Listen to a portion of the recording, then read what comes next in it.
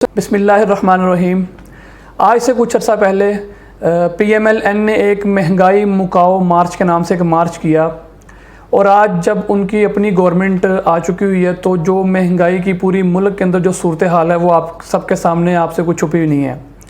तो इससे ये बात बिल्कुल वाज़ेह हो सकती है कि वो महंगाई मार्च का जो मकसद था या जो उसका एजेंडा था वो कुछ और था। मेरे मुताबिक उस महंगाई मार्च को करने का या गवर्नमेंट को हटाने का रिजीम चेंज के थ्रू उनके 2 या 3 मकसद थे, जिनमें सबसे पहला मकसद ये था कि जो ओवरसीज़ पाकिस्तानियों को वोट का हक़ दिया है इमरान खान ने उसको ख़त्म किया जाए, क्योंकि बाहर ओवरसीज़ पाकिस्तान जो ज़्यादा सपोर्ट है वो PTI की है, इमरान खान की है, बड़ी सपोर्ट है। वो भी हम लोग अक्सर सोशल मीडिया के ऊपर देखते रहते हैं कि कैसे एहतजाज होते हैं, कैसे जो सा वो आए रोज़ नवाज शरीफ के घर के बाहर मुजाहरा होता है। तो उससे अंदाज़ा लगाया जा सकता है कि ये सब लोग PDM वाले ये डरे हुए थे कि अगर ओवरसीज़ पाकिस्तानियों को वोट करने दिया गया तो उसका जो सबसे ज़्यादा फ़ायदा होगा वो इमरान खान का होगा और मे भी हो सकता है कि इमरान खान 2/3 मेजॉरिटी से भी ऊपर वोट ले जाए। जो दूसरा उनका मकसद था वो जो नैब के अंदर इनके केसेस चल रहे हैं उनको ख़त्म करवाना। नैब को वीक करेंगे, वीक करने के बाद जो उनके केसेस हैं उनको चूँकि नैब फॉलो अप नहीं करेगी उनका, तो उनके जो केसेस हैं वो आहिस्ता करके ख़त्म कर दिए जाएंगे। तो दूसरा उनका मकसद ये था। तीसरा मकसद ये था कि जो इलेक्टोरल रिफॉर्म्स किए EVM के थ्रू उसको ख़त्म किया जाए, ताकि जो गवर्नमेंट में आने के चोर रास्ते मौजूद हैं उनको वैसे ही एज़ इट इज़ रखा जाए, उनको ख़त्म ना होने दिया जाए, ताकि अपनी मर्ज़ी की जो गवर्नमेंट जिसने लानी होती है गवर्नमेंट वो जब मर्ज़ी चाहे अपनी मर्ज़ी के मुताबिक वो गवर्नमेंट दोबारा ला सकता है। तो चोर रास्तों को ओपन रखना ज़रूरी था। इसी वजह से वो EVM वाला जो चक्कर है उसको भी आहिस्ता करके ख़त्म कर दिया गया। तो मेनली ये 3 एजेंडाज जो से हैं वो मुझे समझ आते हैं कि उस महंगाई मार्च के पीछे तो छुपे हुए थे।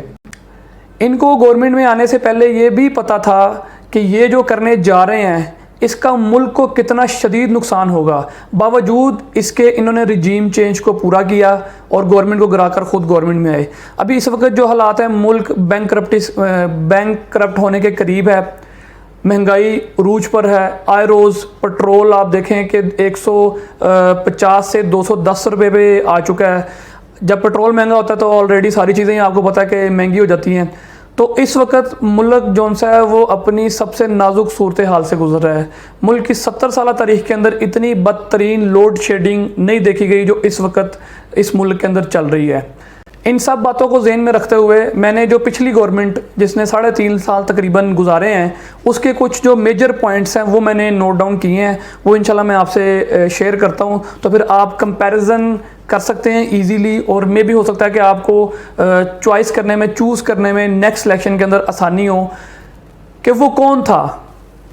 ये आजकल सोशल मीडिया पे बड़ा वायरल है लेकिन वो किसी और सेंस में वायरल है, तो उसकी ये दूसरी सेंस जो सी वो मैंने निकाली है कि वो कौन था जिसने इतनी बदतरीन मईशत के साथ 5000 बिलियन रुपीज़ जो से हैं वो IMF को वापस किए। वो कौन था जो इसी गिरती हुई मईशत के साथ एहसास प्रोग्राम चला रहा था। वो कौन था जो मुल्क के अंदर इसी मईशत के साथ लंगर खाने और पनाह गाहों को चला रहा था। वो कौन था जिसने इसी मईशत के साथ किसानों को रिलीफ दिया किसान कार्ड की शक्ल के अंदर, जिसमें उनको जो खादें थी उनके ऊपर सब्सिडी मिलती थी, उसके अलावा जो सीड्स मिलते थे उसके ऊपर सब्सिडी मिलती थी। वो कौन था जो कामयाब नौजवान प्रोग्राम के तहत जवानों में कितने करोड़ तक के कर्जे आपको वो मुहैया कर रहा था। वो कौन था कि जिसने इंसाफ सेहत कार्ड के तहत 10 लाख रुपए तक एक घराने को इंश्योरेंस दी कि आप अपना इलाज मुफ्त किसी भी प्राइवेट हॉस्पिटल से भी करवा सकते हैं इसी गिरती हुई मईशत के साथ। वो कौन था कि जिसने कराची न्यूक्लियर पावर प्लांट 2 शुरू करवाया ताकि पाकिस्तान में जो आने वाले बिजली के मसाइल हैं उनको ख़त्म किया जा सके। वो कौन था कि जिसने गरीब का सोचते हुए उसको इंस्टॉलमेंट के ऊपर सस्ते घर देने का प्लान मुतारिफ करवाया।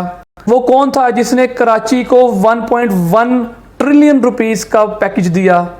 वो कौन था कि जिसने माहौलियाती तब्दीली से बचने के लिए 10 बिलियन ट्री तुसनामी ट्री का प्रोजेक्ट था वो शुरू करवाया। वो कौन था कि जिसने मरीज़ों के लिए पाकिस्तान का पहला स्टंट प्रोडक्शन यूनिट शुरू करवाया। वो कौन था जिसने ओवरसीज़ पाकिस्तानियों के लिए रोशन डिजिटल अकाउंट शुरू करवाया ताकि वो पाकिस्तान में रिमिटेंसेस भेज सकें, जिससे जो डॉलर है उसकी प्राइस को स्टेबल या उसको डाउन किया जा सके और पाकिस्तानी रुपये की वैल्यू अप हो। वो कौन था कि जिसने पाकिस्तान की पहली electric car vehicle policy launch की।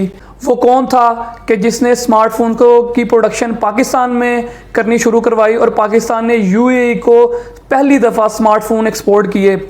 वो कौन था कि जिसने पाकिस्तान के 2 बड़े और 10 छोटे डैम शुरू करवाए, जिनमें जो मेजर 2 डैम्स है, एक दियामीर बादशाह डैम और दूसरा मेहमन डैम।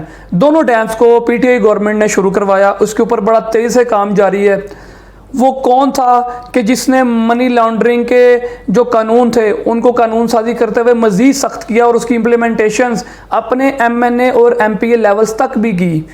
वो कौन था कि जो करंट अकाउंट डेफिसिट को $20 बिलियन से $1.8 पर सिर्फ लेकर आया, जो कि पाकिस्तान की तारीख में सबसे कम तजारती खसारा करंट अकाउंट डेफिसिट जिसको आप कहते हैं वो था।